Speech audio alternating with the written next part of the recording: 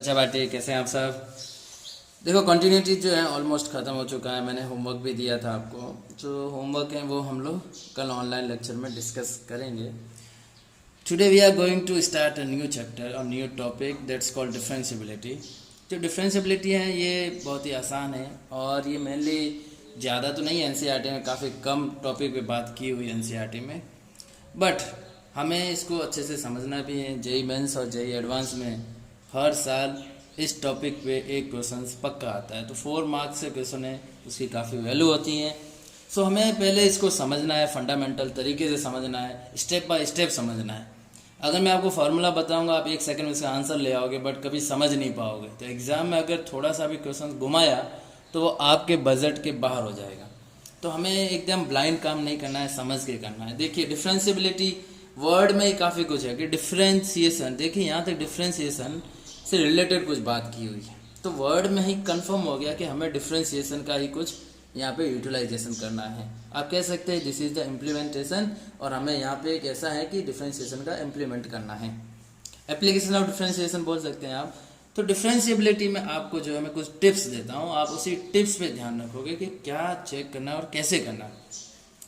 पहला टिप्स देता हूँ कि ग्राफ मस्ट बी स्मूथ। अगर आपको कहीं पे ग्राफ बना हुआ है और वो बात करें कि आप चेक करिए कि डिफरेंशिएबल है या नहीं, तो आप सबसे पहला काम क्या करेंगे कि ग्राफ स्मूथ होना चाहिए। स्मूथ बोले तो एकदम चिकना होना चाहिए, कोई प्रकार का ब्रेक डाउन नहीं हो रहा है, कहीं ऐसे झटके नहीं लग रहे हैं ना, शार्प पॉइंट नहीं है।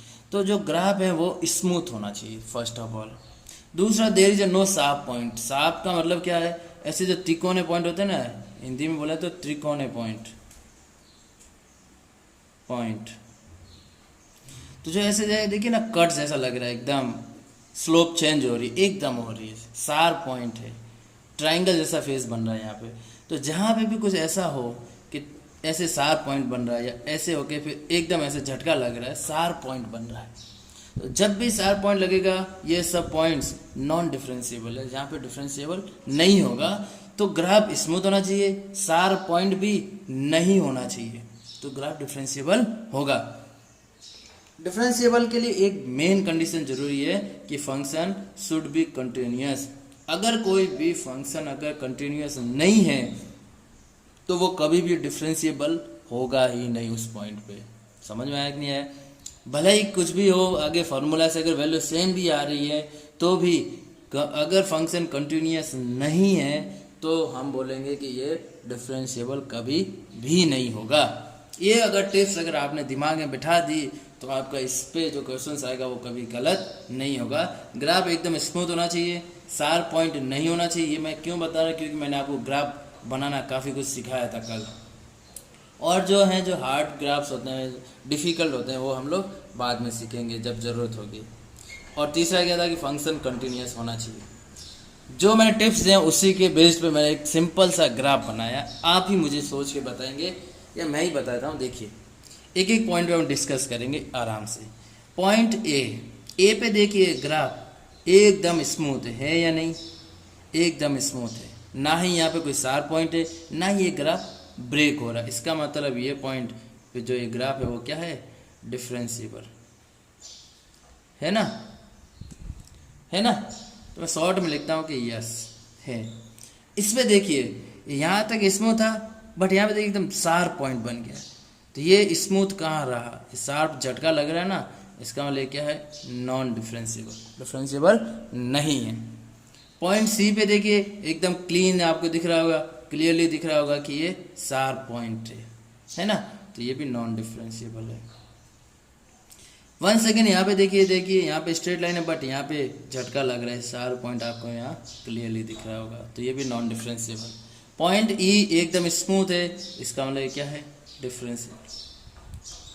पॉइंट एफ पे देखिए ग्राफ ब्रेक हो रहा है, नॉन मतलब डिसकंटिन्यूअस है। अगर डिसकंटिन्यूअस है वो तो डेफिनेटली नॉन डिफरेंशिएबल होगा। जो जहाँ ब्रेक हो रहा है, कंटिन्यूअस नहीं है, वहाँ पे कभी भी डिफरेंशिएबिलिटी की हम बात ही नहीं करेंगे, सीधा बोल लेंगे कि ये नॉन डिफरेंशिएबल होगा। एक इसी के बेस्ड मैंने एक और ग्राफ बनाया, आपको मुझे इसको देख के बताना है कि इसमें कितने नॉन डिफरेंशिएबल पॉइंट्स हैं। एक बात का आप ध्यान रखेंगे, बाउंड्री पॉइंट्स को हम लोग कंसिडर नहीं कर रहे हैं अभी, हाल फिलहाल नहीं करना है, ठीक है ना, उसके बीच में ही बात करनी है। तो देखिए मैंने एक ग्राफ बनाया, आपको इसमें बताना है कि टोटल कितने नॉन डिफरेंशिएबल पॉइंट्स हैं। तो क्या करेंगे, शार्प पॉइंट ढूंढेंगे या जहाँ टूट रहा है ग्राफ कंटिन्यूस नहीं है वो पॉइंट्स ढूंढेंगे। देखिए ये तो बाउंड्री पॉइंट्स है, इसको लेना नहीं है, इसको भी लेना नहीं है। अब देखिए एक तो यहाँ पे शार्प पॉइंट दिख रहा है पॉइंट नंबर 1, एक यहाँ पे दिख रहा है पॉइंट नंबर 2।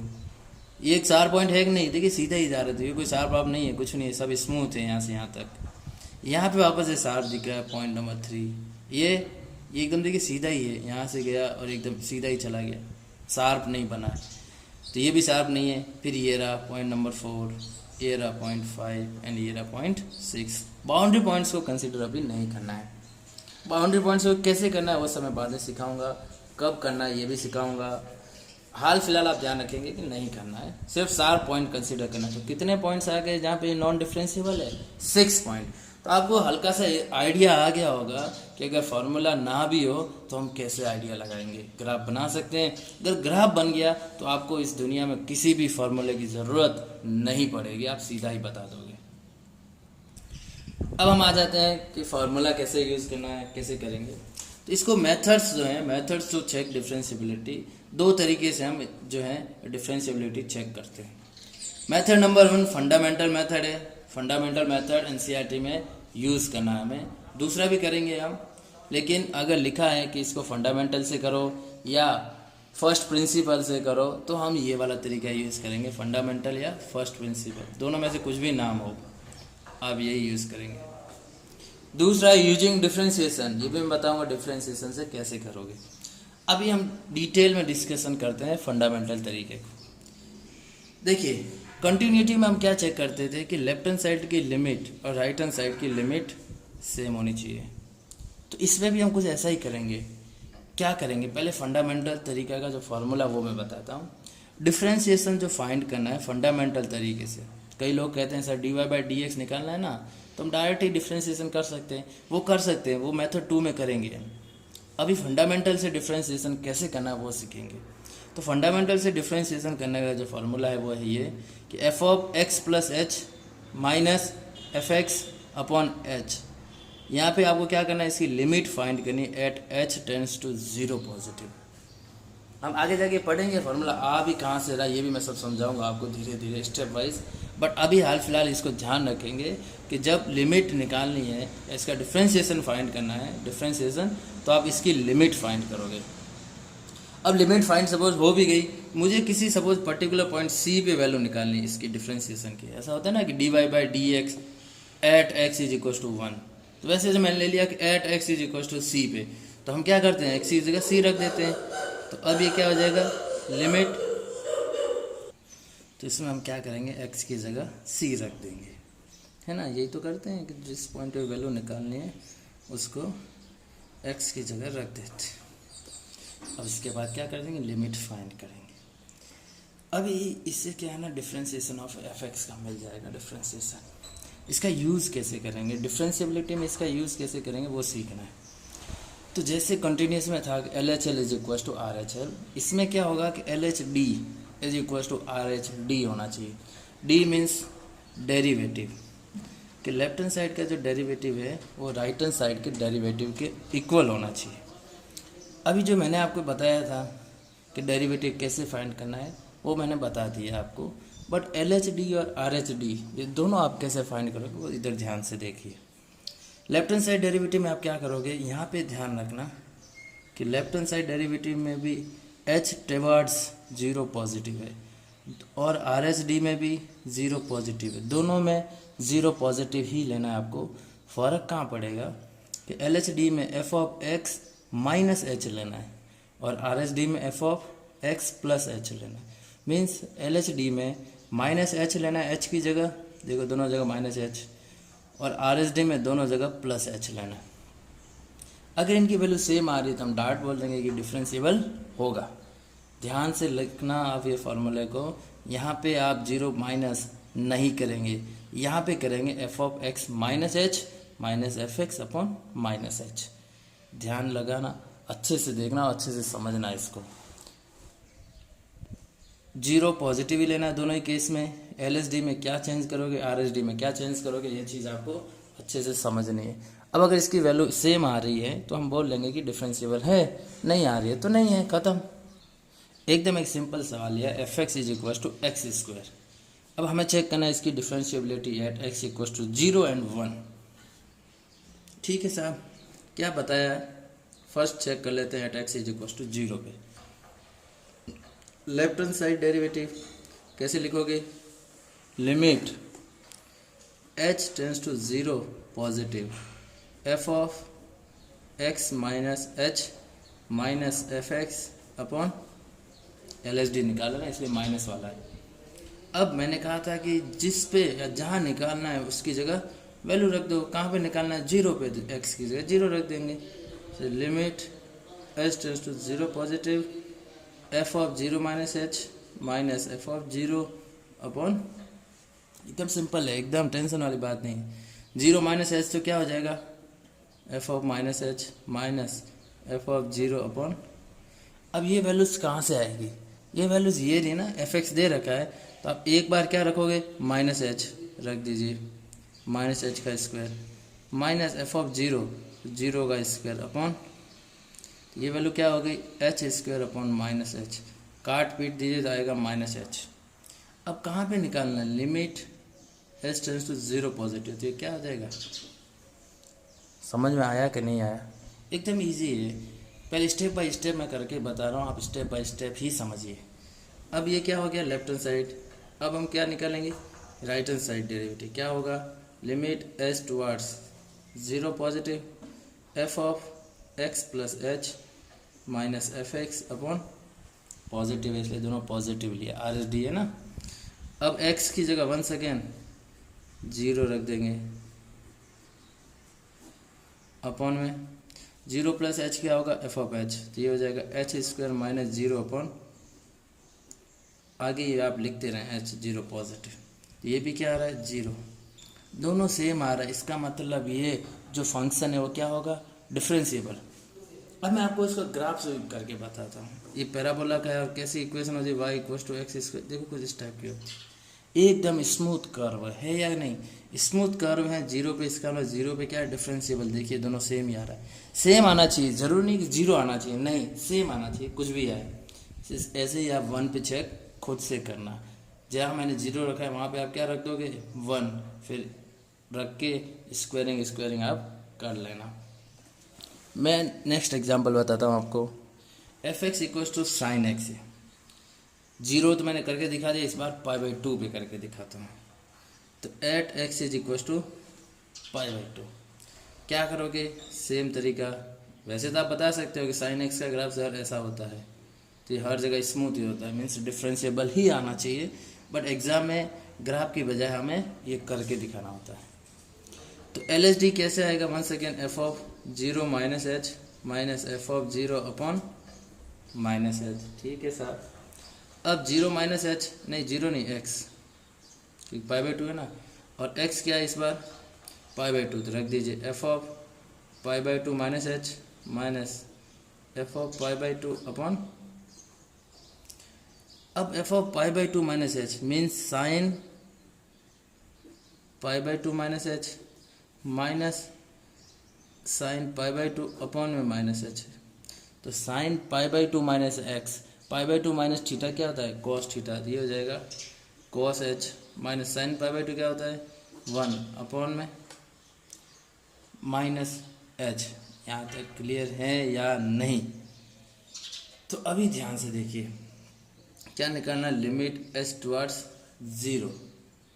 तो अभी देखिए cos 0 पे क्या होता है 1 माइनस 1 अपॉन, तो ये क्या लिखा हुआ है 0/0 फॉर्म है कि नहीं।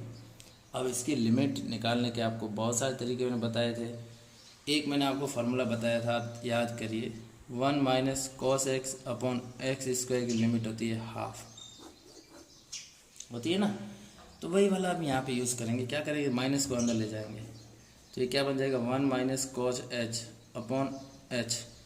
अब मुझे एच स्क्वायर चाहिए, तो क्या करूँगा, ऊपर नीचे एच से मल्टीप्लाई कर दूँगा, कर देंगे ना, कोई टेंशन नहीं है।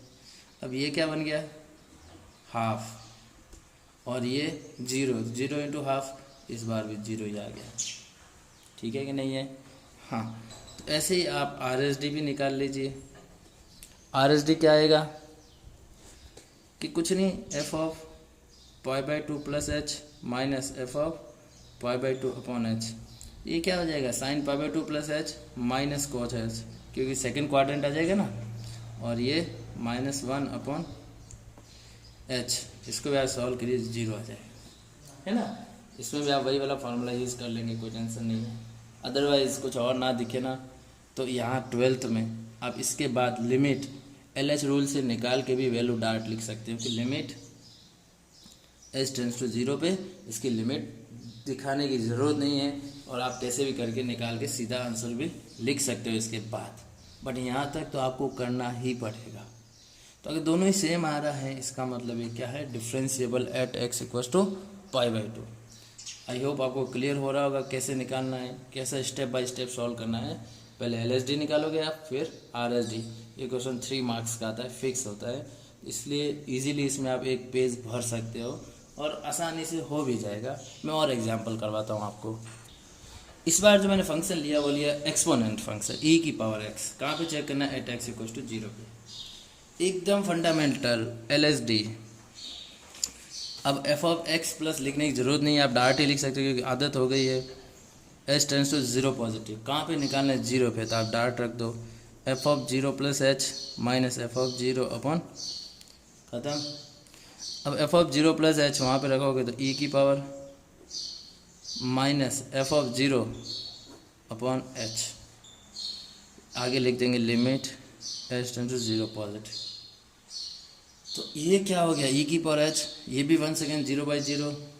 अब इसके बाद इसमें जो हम तरीका यूज़ करेंगे वो तो आपने पढ़ा ही नहीं 11th में, तो हम क्या करेंगे, LH रूल लगा लेते हैं, जो होता है ना एल हॉस्पिटल रूल, उससे भी निकाल सकते हैं। अदरवाइज और भी बहुत सारे तरीके होते हैं, आप एक्सपांड कर उससे निकाल लो, एक्सपांसन फार्मूले होते हैं, ये सब मैं आपको सिखाऊंगा आगे धीरे धीरे। एक्सपांसन से भी आप कर सकते हैं, बट हाल फिलहाल हम LH रूल लगा लेते हैं। ऊपर का डिफ्रेंशिएशन ऊपर कर लेते हैं, सेम ही आएगा, इसका 0 हो जाएगा और नीचे का 1 बन जाएगा डिफ्रेंशिएशन। तो ये हो गया लिमिट h टेंड्स टू 0, निकालिए आप 1 आ गया, 0 रखोगे तो क्या आ जाएगा 1। ओके, कोई टेंशन नहीं है। RSD में ये मैंने RSD निकाल लिया, अब LSD निकाल लेते हैं। Limit h tends to 0 positive, f of 0 minus h minus f of 0 upon का माइनस h, तो रखेंगे तो ये हो जाएगा e की power minus h minus 1 upon, है कि नहीं। 1 सेकेंड ये 0/0 ही होगा, दिख रहा होगा आपको ना, 0/0 ही है। तो आप फिर से क्या लगा लोगे, LH रूल, और ये क्या बन जाएगा माइनस, इसका डिफ्रेंशिएशन ये, इसका 0, नीचे का रख दीजिए 1 आएगा। दोनों सेम है, इसका मतलब ये भी डिफ्रेंशिएबल है। ग्राफ से भी अगर आप सोचें तो e की पावर x का ग्राफ कैसा होता है, इस टाइप का होता है, एकदम स्मूथ कर्व। कहीं पे भी आपको दिख रहा है कि शार्प पॉइंट है, एक झटका लग रहा है, ऐसा कुछ नहीं है। इसलिए ये भी क्या है, कंटिन्यूस फंक्शन है, मतलब डिफरेंशिएबल भी है, कंटिन्यूस भी है। सो आपको कैसे करना है, फंडामेंटल तरीके से ही आपको समझ में आ गया होगा। कैसे करोगे, स्टेप बाय स्टेप, LSD निकालोगे, RSD निकालेंगे। अदरवाइज़ पहले आप चेक भी कर सकते हो कि कंटिन्यूस है या नहीं। कंटिन्यूस अगर कंटिन्यूस नहीं है तो आप डायरेक्ट बोल लेना कि ये डिसकंटिन्यूस। ये था मेथड 1। मेथड 2 बाकी है, मेथड 2 हम नेक्स्ट लेक्चर में पढ़ेंगे। मेथड 1 से आपको मैं कुछ होमवर्क दे रहा हूँ, वो आप करके बताएंगे मुझे। ये है आपका आज का होमवर्क, एक ही क्वेश्चन प्रोवाइड कर रहा हूँ, इसके सब पार्ट्स हैं काफ़ी कुछ। इन सब में आपको डिफरेंशिएबिलिटी ही चेक करनी है, और तरीका जो यूज़ करना वो है फंडामेंटल या फर्स्ट प्रिंसिपल वाला ही तरीका यूज़ करना है। दूसरा भी बताया नहीं है तो वो यूज़ करना भी नहीं है। ये जो क्वेश्चंस दिए आप इसका होमवर्क मुझे तुरंत फटाफट करके बताएंगे, आराम से करना, जल्दबाजी कहीं पे भी मत करना। ये मोड लगा हुआ है यहाँ, ध्यान रखिएगा, और बाकी सब आपको क्लियरली दिख रहा हो, है ना। आई होप आज का लेक्चर क्लियर होगा, ना होता आप मुझे बता देना।